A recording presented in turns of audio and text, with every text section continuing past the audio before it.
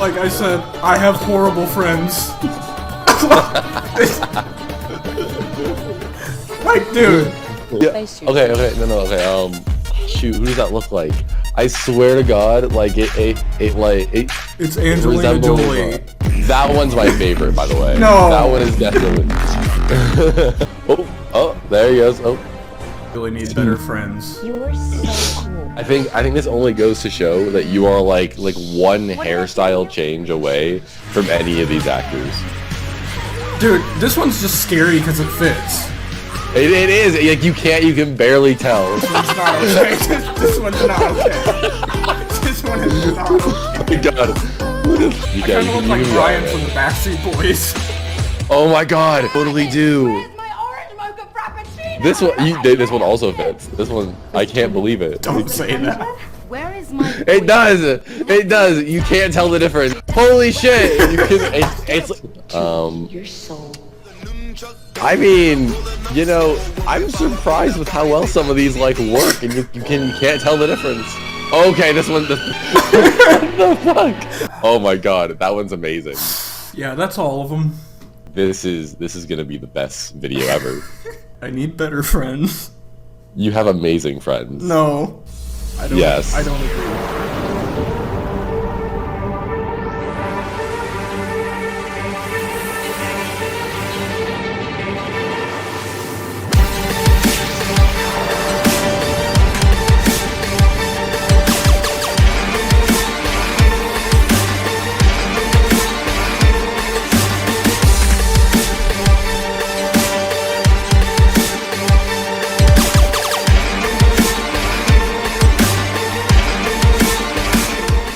What's going on, all my fellow godlies and Gears of War 5 enthusiasts around the world? I am Vance, presenting another episode of the Gears of War 5 God Builds.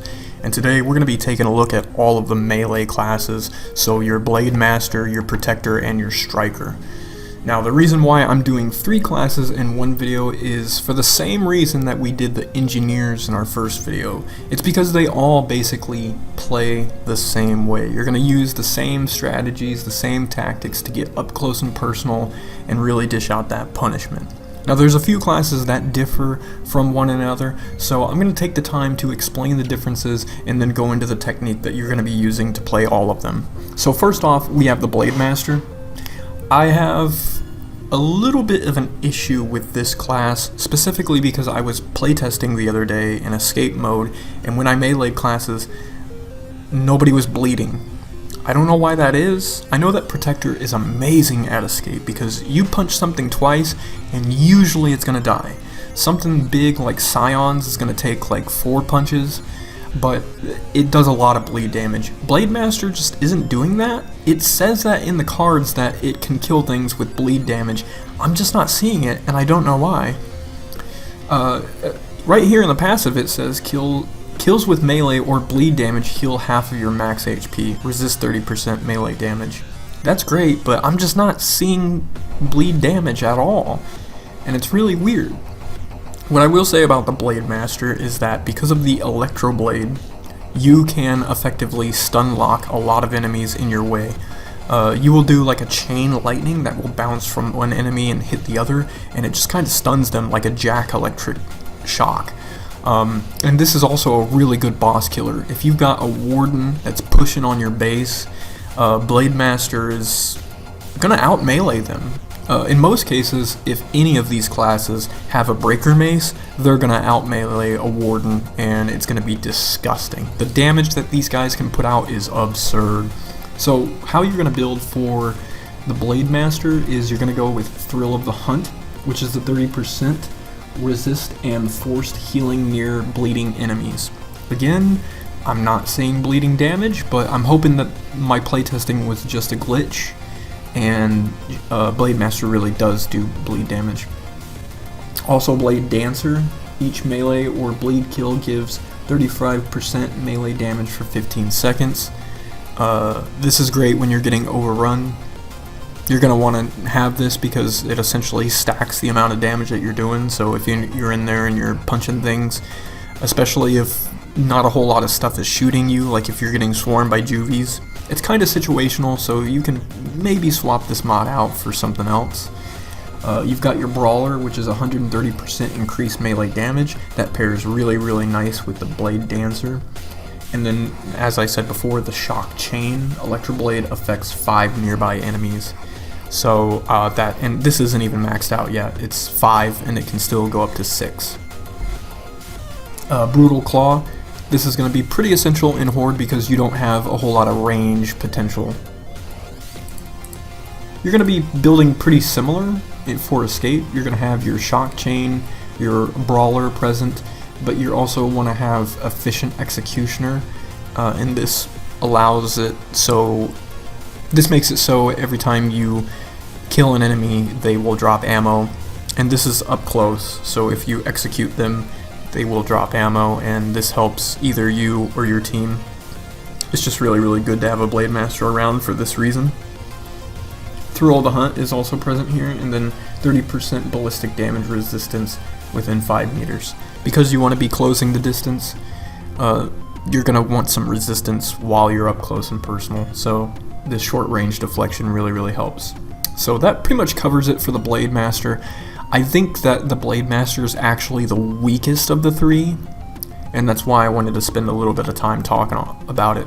So let's move on to the strongest of the 3 in Escape mode, the Protector.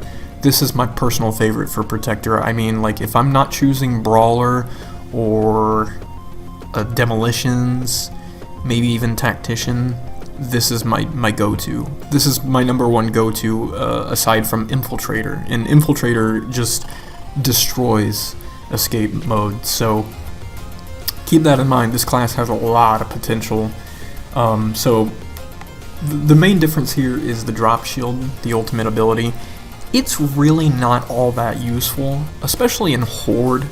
It really serves as a good cutoff point. Like if somebody's downed in front of you, but they're out in the middle of combat, you can go to their body, deploy your drop shield, pick them up, and then you have a little bubble where enemies have to invade that bubble to do damage to you. And since you're a melee class, this is really complementative to your effort in pushing forward. The passive ability is heal for 50% of bleeding damage dealt, resist 30% melee damage.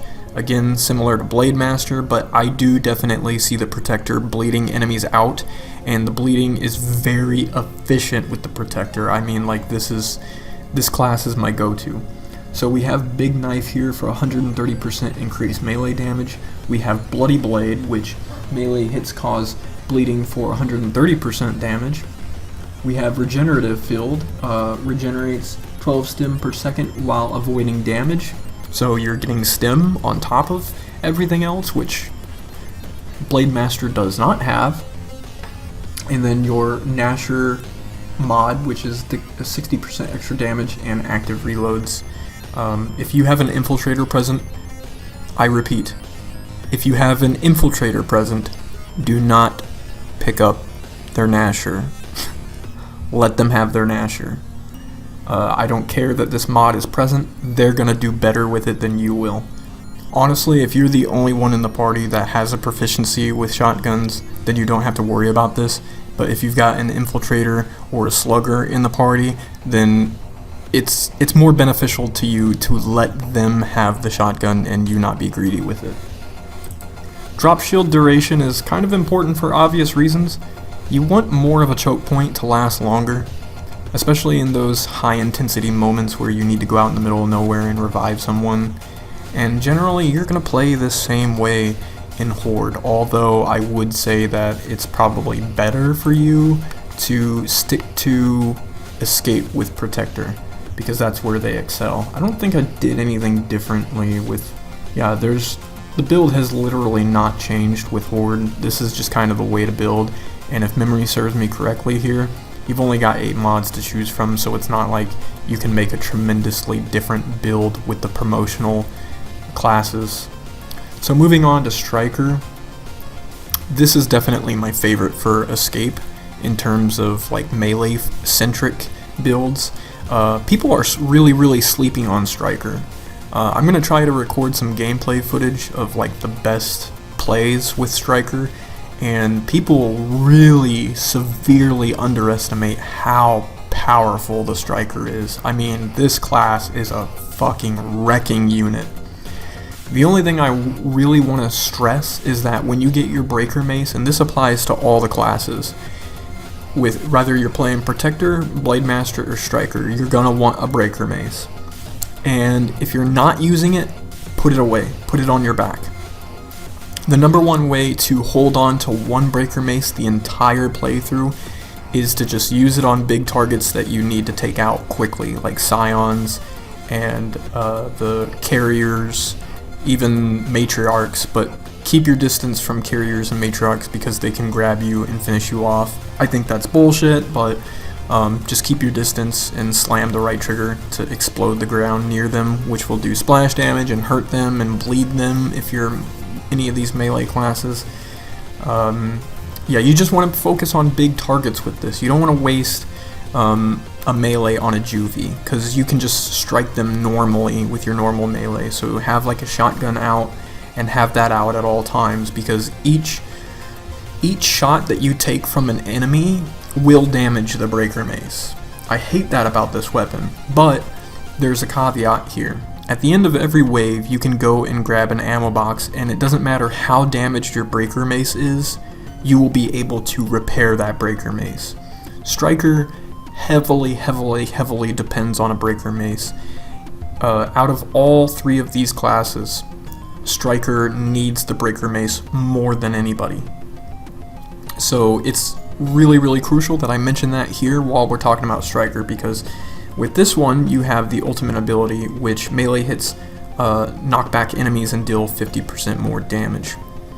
I want to stress that you really don't need this while you're using the breaker mace. This is for emergency situations where your breaker mace is destroyed and you have nothing else except for a shotgun.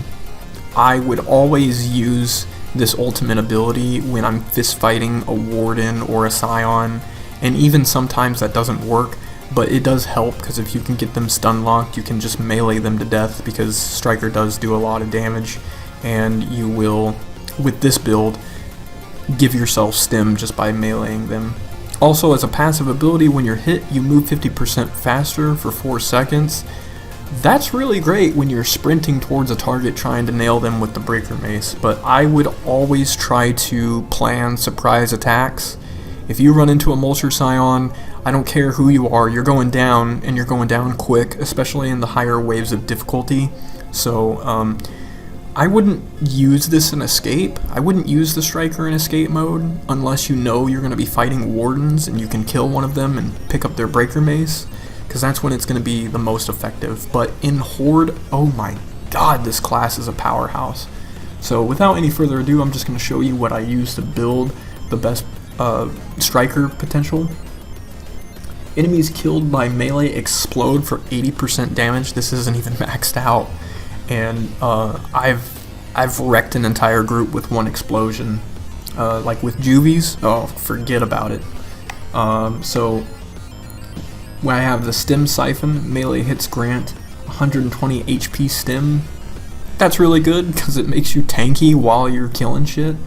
Blunt instrument, breaker mace deals 130% bleeding damage. Oh, that bleed. If you don't kill something immediately with the first hit, they're gonna suffer from a lot of bleed damage. First strike deals 100% damage to undamaged enemies, and then melee armor resists 50% melee damage. So this is just a really powerful class. There's really nothing changing here with Escape. Again, I'm gonna stress that I don't think that you should be using Striker for anything but Horde, but I digress. If it's something you want to take into Escape and try your luck, it's again, because it's a promotional class, you only have 8 mods to choose from, so there's really no other alternative way to build for this class. I kind of wish there were more mods that were more geared towards Escape. I don't know what they're planning on doing with Gears of War 5. I don't know if they're just gonna take the feedback from Gears of War 5 and move on to Gears of War 6, or if they're gonna update this game. But they've updated it for a while, and I think that we got our last update this past October, somewhere around there. They still keep it fresh. Like if you look at the store, you know, we've still got the holiday stuff going on here. So, you know, Coalition's doing a pretty good job, pretty reasonable job of, you know, keeping this game fresh. I just think that the general gameplay of Gears of War 5 is really addictive and fun. Out of all the games that I've ever played in my entire life, there's a few of them that obviously stick out. Warframe I made my entire YouTube career around, but before that I was really into Gears 1, 2, and 3. Same with the Halo franchise. I followed 1, 2, 3, Reach, ODST, and the fact of the matter is the gameplay loop of Gears of War is so addictive that you can keep this franchise going for a very long time. And with the introduction of classes, that was the one thing that Gears of War needed. Now we just gotta work on improving the basic foundation of the class system. There's so many things that just don't work, so stay tuned to this video series, this God Build series, because at the end of it, I'm probably gonna do like an overall critique of what this game needs to be better or even perfect. So if you've learned something from this video, I'm always going to encourage that you hit that like button, share, comment, subscribe, do everything I always encourage you to do, because you can't advance without Vance. And until next time, folks, peace. I'm down! What? What? What? Could use some help here! Literally just steps on me? That's it? What? What?